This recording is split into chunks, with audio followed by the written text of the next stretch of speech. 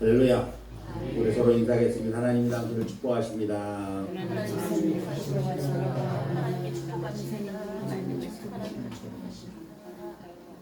오늘도 참 좋은 날인 줄로 믿습니다. 하나님의 크신 은혜의 복이 사랑하는 성도 여러분들에게 언제나 함께 하시기를 예수님의 이름으로 축복을 드립니다. 겨울을 이제 준비하는 계절이 되었습니다. 이제 벌써부터 시작한 데도 있습니다만은 김장도 해야 되고 또 성탄절 준비도 해야 되고 내년도 계획도 세워야 하는 그러한 때가 되었습니다.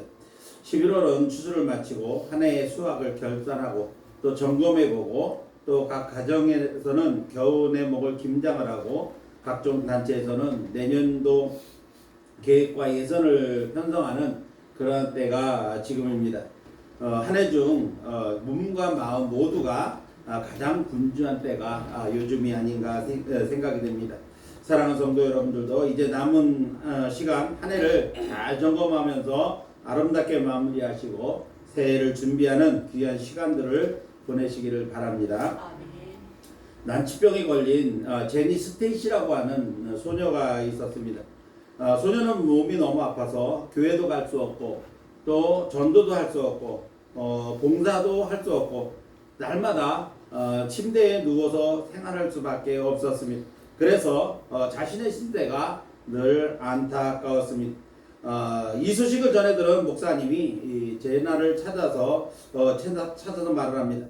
네가 비록 몸이 불편하다 할지라도 하나님을 기쁘시게 할 수 있는 일이 있단다 라고 말을 했습니다. 제나는 깜짝 놀라서 목사님에게 물었습니다. 목사님, 내가 지금 너무 아파서 아무것도 못하고 침대에만 누워있는데 어떻게 하나님을 기쁘시게 할 수 있나요? 라고 물었습니다. 그랬더니 목사님께서 내가 해야 할 일은 영혼 구원을 위해서 직접 전도는 하지 못한다고 할지라도 그 영혼을 위해서 기도하는 거야. 이것은 너무나도 소중하고 그리고 하나님이 가장 기뻐하시는 일이란다 라고 그렇게 이 제나를 위로했습니다. 얼마 후 그 마을에서 부흥회가 일어났습니다. 부흥회가 일어나서 열려서 모든 사람들이 함께 은혜를 받았습니다. 그런데 그 마을 이 부흥회에 56명이나 되는 마을 주민들이 새로 예수님을 믿기로 작정을 하고 교회에 등록을 했습니다. 그러던 어느 날 이 제나 스테이시가 결국은 하늘나라로 갔다고 하는 그러한 소식이 들려왔습니다. 소식을 들은 목사님은 그녀의 장례식에 참석을 했습니다. 그랬던데 그녀의 아버지가 한 장의 종이 쪽지를 목사님에게 건네주는 것이었습니다. 이 쪽지를 받아든 이 목사님은 제나가 평소에 기도하던 사람들의 명단이 적혀있는 종이를 발견하게 됩니다. 명단을 받아든 목사님은 두 눈에서 눈물이 흘러내렸습니다. 그것은 얼마 전에 교회를 등록한 56명의 마을 사람들의 이름이 거기에 모두 적혀 있었던 것입니다. 제나는 투병 생활 중에도 마을 사람들의 이름을 적어가면서 기도했고 하나님은 제나의 순전한 기도에 응답을 하셨던 것입니다. 자, 사탄은 예수 그리스도를 모른 채 구원받지 못하고 인생을 낭비하며 살도록 사람들을 그렇게 유혹하고 있습니다. 사탄은 너 죽고 나 죽자는 이 물귀신 작전으로 모든 사람들을 할 수만 있으면 지옥에 같이 가려고 그렇게 합니다. 그래서 성경은 우는 사자같이 두루다니며 삼킬 자를 찾는다 이렇게 말씀하고 있습니다. 그러므로 우리는 전도가 힘들거나 당장 눈앞에 보이는 열매가 없다고 할지라도 이 핑계 저 핑계로 전도를 포기하지 말고 끈기 있게 전도를 해야 하는 것, 이것이 바로 우리의 사명입니다. 여러분 새해를 시작하면서 적어낸 이 전도 대상자들의 이름을 여러분들은 기억을 하십니까? 그리고 그 태신자들을 위해서 지금까지 몇 번이나 기도하고 그들에게 전도를 해보셨습니까? 우리 자신도 예수님을 처음 믿었을 때는 쉽게 믿어지지도 않았고 또 나를 위해서 누군가가 오랫동안 기도하고 그러므로 그 열매로 우리가 주님을 영접했던 것처럼 나도 누군가를 위해서 쉼없이 기도하고 전도하는 노력을 기울여야 하는 것입니다. 이제 얼마 남지 않은 올해가 가기 전에 새해 품었던 전도 대상자를 위해서 다시 한번 그 이름을 불러가며 열심을 품고 기도하고 전도하는 성도 여러분들이 될 수 있기를 예수님의 이름으로 축복을 드립니다. 아멘. 감사의 달 11월 맞이해서 우리는 지난주부터 감사에 대한 말씀을 듣고 있습니다. 지난주에는 첫 시간으로 이제 감사를 시작하자 이런 제목으로 감사는 기억하는 데서부터 시작한다. 하나님의 은혜를 기억하는 데서부터 감사는 시작된다라고 말씀을 드렸습니다. 또 감사는 고백으로 표현된다. 우리의 입술로 하나님의 은혜에 대하여 감사를 고백할 때 그 감사가 하나님 앞에 온전히 드려지는 감사가 될 수 있다 했습니다. 세 번째로 감사를 통해서 모든 관계가 새로워진다 했습니다. 하나님과의 관계도 새로워지고 또 인간관계도 새로워진다. 그래서 감사는 모든 관계를 새롭게 만든다라고 하는 말씀을 들었습니다. 자, 오늘은 감사의 달 두 번째 시간으로서 감사를 선택하라, 감사를 선택하자 이런 제목으로 함께 말씀의 은혜를 나누려고 합니다. 여러분, 아무리 똑같은 환경에 처해 있다 할지라도 그 마음의 자세에 따라서 부정적일 때에는 언제나 근심 걱정이 가득합니다. 그래서 그 근심 걱정이 떠날 날이 없지만 반대로 긍정적일 때에는 한없이 기쁘고 또 감사한 생활을 할 수 있게 된다는 사실을 우리는 기억을 해야 합니다. 우리의 환경이나 여건이 좋아진다고 해서 더 행복해지고 감사한 생활을 하게 되는 것은 결코 아닙니다. 또 돈이 많다고 해서 감사하는 삶을 사는 것도 아니라는 것입니다. 감사는 오직 그 사람의 마음 자세, 마음에 따라서 달라진다는 것입니다. 아무리 가진 것이 없어도 긍정적인 사람은 어떤 역경 속에서도 또 고난 속에서도 감사의 제목들을 찾아 감사합니다. 그래서 기쁘고 즐겁게 살 수가 있습니다. 저 사람은 뭐가 저렇게 매일 기쁘고 즐거운가? 우리의 눈으로 보기에는 아무것도 즐거워할 것이 없는 것 같은데도 그 사람은 늘 감사하며 즐거워하는 사람이 있습니다. 바로 긍정적인 마음으로 하나님 앞에 감사하는 사람이 그런 사람입니다. 반대로 아무리 넉넉하고 남부럽지 않게 가진 것이 풍성하다고 할지라도 마음에 부정적인 생각을 가지고 있는 사람은 근심, 걱정, 불안, 원망, 불평이 입에서 떠나지 않는 것을 우리가 보게 됩니다. 우리가 보기에는 저 사람이 너무나 행복한 삶을 살 것 같은데, 모든 것을 다 갖춘 것 같은데 그렇지 않은, 그래서 날마다 불평하는 그러한 사람을 보게 되는 것입니다. 독일 역사에 마티 바덴이라고 하는 그러한 사람이 있다고 합니다. 자유주의 사상이 있다고 해서 그 당시에 극보수파에 밀려서 젊은 시절에 많은 고생을 한 그러한 정치가이라고 합니다. 한 번은 그가 어느 지방에 여행을 갔다가 돈이 없어서 아주 값싼 여관에서 하룻밤을 지내게 되었다고 합니다. 아침에 깨어나서 보니까 자기가 신고 온 신발이, 구두가 없어졌다는 것입니다. 밤새 도적들이 다 와서 그 신발을 훔쳐가 버리고 만 것입니다. 화가 잔뜩 난 이 사람은 욕을 하면서 자신처럼 가난한 사람의 신발을 훔쳐가도록 내버려 두신 하나님을 원망했다고 합니다. 그때 친구 하나가 그에게 헌 신발 하나를 내어주면서 오늘은 그래도 주일이니까 그래도 예배를 드리러 가야 되지 않냐 해서 함께 주일 예배에 참석을 했다고 합니다.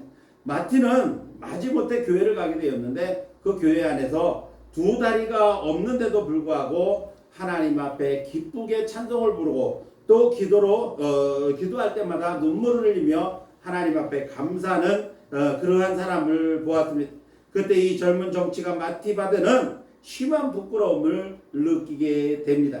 저 사람은 신발을 잃어버린 정도가 아니라 두 다리를 전부 잃어버렸으니 신발이 있어도 신을 수가 없다. 나는 신발만 잃어버렸는데 신발이야 또 사서 신으면 되지만 이렇게 남을 저주하고 하나님을 원망하는 어리석음이 나한테 있구나라고 하는 것을 생각하고 심하게 부끄러움을 느꼈다고 합니다. 그 불구자의 감사가 이 마티 바덴이라고 하는 사람의 삶에 새로운 변화를 주었습니다. 그 후에 그는 언제나 감사하는 생활을 했다고 합니다. 그는 항상 감사할 조건들을 찾아서 감사하는 사람으로 자신이 변화된 것입니다. 그는 마침내 하나님의 축복으로 국민들이 존경받는 독일의 유명한 재무장관으로서 나라를 위해서 큰일을 하는 정치가가 되었다고 하는 이야기가 있습니다. 우리가 매사에 감사하게 되면 좋은 점과 감사할 일들이 점점 더 많아집니다. 그 사람의 마음은 여전히 밝아지고 자연스럽게 밝아지고 그리고 언제나 긍정적인 생각을 하게 됩니다. 이런 사람이 주변에는 선한 영향력이 끼쳐집니다. 그래서 주변까지도 밝게 만들고 또 그 사람이 하는 감사는 주변에 흘러넘쳐 다른 사람에게도 전달되어진다는 것입니다. 오늘 감사의 달 두 번째 주일을 맞이해서 오늘은 감사를 선택하라 이런 제목으로 함께 말씀의 은혜를 나누려고 합니다. 오늘 말씀을 듣는 사랑하는 성도 여러분들이 말씀을 통해 감사를 선택하고 결단하여 넘치는 감사의 삶으로 하나님께 영광 돌리고 성도 여러분의 삶에는 더 풍성한 하나님의 은혜를 받아 누리는 귀한 시간이 되시기를 예수님의 이름으로 축복을 드립니다.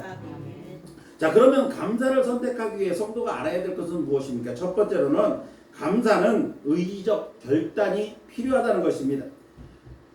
감사를 하는 데는 의지적 결단이 매우 중요합니다. 중남미 멕시코의 어떤 마을에는 한 마을에서 온천하고 그리고 찬물이 나오는 냉천이 나란히 나오는 그런 아주 귀한 곳이 있다고 합니다. 그래서 그 마을에는 마을에 사는 여인들은 온천에서 따뜻한 물로 빨래를 해가지고 찬물에다가 헹궈서 아주 깨끗한 그런 빨래를 한다고 합니다. 그래서 깨끗한 옷차림을 늘 하고 다니는 그런 사람들이 많다고 합니다. 근데 그 모습을 본 외국 관광객이 안내하는 멕시코 사람에게 물었습니다. 이곳 부인들은 참 좋겠습니다. 그랬더니 이 안내하는 사람이 왜요? 라고 묻습니다. 그것은 찬물과 더운 물을 마음대로 쓸 수가 있으니까 얼마나 좋습니까? 그래서 이곳 사람들에게는 온천과 냉천을 주신 하나님께 감사하는 마음이 많겠군요. 이렇게 이야기를 합니다. 그랬더니 멕시코 안내원이 대답하기를 천만에요. 이렇게 말을 합니다. 그래서 왜 그러냐고 물었더니 이곳 안악내들은 감사보다는 불평이 오히려 많습니다. 그래서 그 불평의 이유가 뭐냐고 물었더니 찬물과 더운 물은 나오는데 비누는 나오지 않는다는 겁니다. 찬물과 더운 물을 주신 하나님께 감사하기보다는 비누까지 주지 않는 하나님에 대하여 불평하고 원망을 했다고 하는 것입니다. 이 마을 사람들은 감사의 조건이 충분함에도 불구하고 오히려 감사를 포기하고 불평하기를 선택하고 결단한 그런 사람처럼 보입니다. 오늘 본문 말씀을 보니까 사도 바울은 범사에 감사라고 말씀하고 있습니다. 이 범사에 감사라는 사도 바울의 권면은 단순한 권면이나 권고가 아니라 명령형으로 표현되어져 있습니다. 명령형이라고 하는 것은 강력한 권고로 강제적 성격을 띠고 있는 것입니다. 억지로라도 감사해야 된다는 것입니다. 그래서 사도 바울은 감사의 명령은 의무적 표현으로 표현한 것입니다. 그런데 범사에 감사라고 하는 권면에서 사도 바울은 감사의 범위를 범사해라고 이렇게 말씀하고 있습니다. 범사라고 하는 말이 무슨 말입니까? 범사라고 하는 말은 모든 일을 뜻하는 겁니다.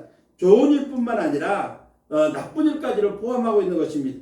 어떤 사람은 말합니다. 지금은 감사할 상황이 아니니 상황이 나아지면 감사하겠습니다라고 말합니다. 그러나 성경이 말씀하고 있는 것은 상황이 좋아지면 감사해라 이런 말씀이 아닙니다. 범사에 감사하라고 말씀하고 있는 것입니다. 좋은 일이든지 나쁜 일이든지 하나님 앞에 감사하라고 말씀하고 있는 것입니다. 결국 감사는 주어진 상황이나 여건이 아니라 성도 자신의 의지적 결단에 의하여 선택되어지고 행해지는 믿음의 표현이 감사라는 것입니다. 사도 바울의 감사의 명령은 모든 과정이 우리의 믿음을 훈련시키는 과정이다라는 그러한 의미에서 말씀을 하고 있는 것입니다. 또한 감사가 환경적인 여건이나 조건으로 말미암는 것이 아니라 하나님의 성품에 근거한 믿음의 표현이다라는 것을 우리에게 가르치고 있는 것입니다. 그래서 감사에 대한 사도 바울의 권면은 골로새서 3장 15절 말씀에도 기록되어 있습니다. 모든 일에 감사하는 자가 되라. 너희는 무슨 일을 하기 전에 먼저 하나님 앞에 감사하는 자가 되라고 골로새서 3장 15절에 말씀하고 있고 빌립보서 4장 6절에서는 지혜를 구하기 전에 하나님 앞에 감사해라. 감사함으로 하나님 앞에 구해라. 그리하면 주실 것이다. 이렇게 감사가 모든 일의 전제 조건임을, 선행 조건임을 강조하고 있는 것입니다. 사랑하는 성도 여러분, 감사는 감정이나 상황 또는 여건이나 조건의 문제가 아니라 전적으로 성도의 의지적 결단으로 말미암아 이루어진다는 사실을 기억하시기 바랍니다. 따라서 내 믿음의 표현으로 또한 내가 하나님을 사랑하는 그 사랑의 표현으로 하나님의 은혜에 반응하는 것이며 그리고 그 의지적 결단으로 이루어지는 것이 바로 감사라는 사실을 늘 기억하시기 바랍니다. 이제 사랑하는 성도 여러분들이 상황이나 조건에 관계없이 자신의 의지적 결단으로 하나님께 감사하는 성숙한 그리스도인의 삶을 살아가시기를 예수님의 이름으로 축복을 드립니다. 두 번째로는 감사는 믿음의 눈을 여는 문입니다. 감사는 믿음의 눈을 여는 문이라는 것입니다. 사람의 입에서 나오는 불평은 전념성이 매우 강합니다. 그래서 불평의 상황들을 매우 크고 또 확대하게 하는 그러한 속성이 있는 것입니다. 그러나 감사는 현재 당하고 있는 현실이나 만난 문제들에 얽매이지 않고 오히려 현실의 모든 문제나 상황들을 뛰어넘어 우리를 향하신 하나님의 위대한 계획을 보게 합니다. 마치 출애굽한 이스라엘 백성들이 홍해를 바다가 갈라진 한가운데로 건너왔습니다. 근데 홍해를 건넌 지 얼마 되지 않아서 마라라는 곳에 도착을 했는데 그곳에서 목이 말라 물을 마시려니까 이 물이 써서 마실 수가 없는 것이었습니다. 그래서 그곳에 물이 있어서 마실 수가 없자 백성들에게서 나타난 것은 뭐냐면 조금 전에 홍해를 갈랐던 일이나 애굽에 내렸던 10가지 재앙 이러한 것들은 전혀 생각하지 않고 거기서 당장 지금 물이 써서 마실 수 없다는 것 때문에 하나님과 모세를 향해서 원망과 불평을 쏟아내기 시작합니다.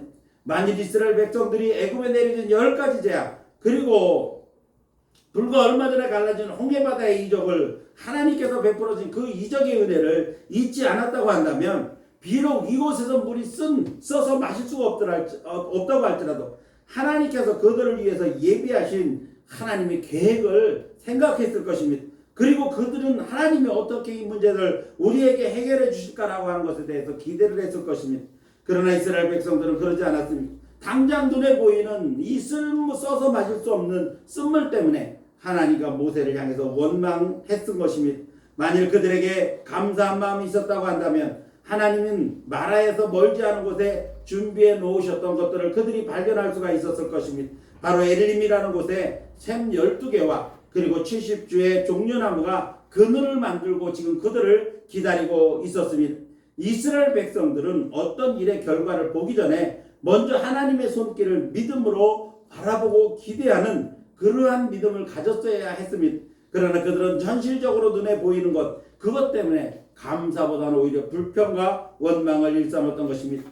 이스라엘 백성들은 믿음의 눈이 아닌 지금 현실만 바라보는 불신의 눈을 가지고 현실을 보았기 때문에 불평하고 원망하는 불신의 모습밖에 없었던 것입니다. 사실 감사한다고 해서 현실적인 문제들이 즉각적으로 해결되지 않는 경우가 대부분입니다. 우리가 우리 입으로 범사에 감사한다고 해서 우리가 처한 상황이 금세 바뀌지는 않는다는 겁니다. 물론 바로 변화되어지는 경우도 있지만 대부분의 경우는 금방 변화되지 않습니다. 다시 말씀드리면 어떤 일에 대하여 감사를 한다고 해도 현실적인 문제나 상황이 바뀌지 않을 수도 있다는 것입니다. 그렇다고 해서 그것이 기도의 응답이 아니다, 없다 이렇게 말할 수는 없는 것입니다. 왜냐하면 감사를 통해 현실적인 문제들의 변화는 없을지라도 그 문제를 바라보는 내 믿음 그리고 나의 시선의 변화가 일어나게 된다는 것입니다. 내가 먼저 하나님 앞에 감사하는 마음을 갖는다면 범사에 감사하는 마음을 갖는다고 한다면 현실에서 일어나는 문제들이 변화가 되지 않는다고 할지라도 그 문제를 바라보는 내 시선 그리고 나의 믿음이 변화되어진다는 것입니다. 이 말씀은 곧 내 믿음의 눈이 활짝 뜨이게 된다는 것입니다. 따라서 감사는 나의 믿음의 눈을 열어주어서 믿음으로 내가 만난 상황이나 문제들을 보는 게 아니라 오히려 하나님의 시선으로 보고 그렇게 나 자신의 시선이 변화되어지면 놀라운 하나님의 손길을 경험하게 되어진다는 것입니다. 불평은 믿음의 눈을 가려 아무것도 볼 수 없게 만들지만 감사는 우리 믿음의 눈을 활짝 열게 하는 문이 되어져서 놀라운 하나님의 능력을 보게 하고 그것들을 받아 누리게 하는 은혜를 경험하게 된다는 것입니다. 이제 사랑하는 성도 여러분들은 감사를 통해 믿음의 눈을 활짝 열고 하나님의 능력을 바라보고 한없이 베푸시는 그 은혜를 누리는 성도 여러분들이 되시기를 예수님의 이름으로 축원합니다. 아멘. 마지막 세 번째로 감사는 하나님의 뜻을 이루어드리는 일인 것입니다. 사도 바울은 본문에서 범사에 감사하라 이렇게 명령을 하면서 그 이유를 뭐라고 말씀하고 있습니까? 이것이 곧 감사하는 것이 그리스도 예수 안에서 너희를 향하신 하나님의 뜻이다 이렇게 말씀했습니다. 자, 이것은 감사하는 삶 자체가 하나님의 뜻을 성취하며 사는 것이라는 말씀인 것입니다. 성도의 감사의 삶은 하나님이 성도를 향해 원하시는 삶이라는 것입니다. 그래서 성도의 감사의 삶은 하나님의 뜻을 이루어드리는 그러한 삶인 것입니다. 하나님이 성도를 향해 바라시는 삶은 아주 거창한 것이 아닙니다. 우리가 도달하기 힘든 엄청난 일을 기대하시는 하나님이 아니신 것입니다.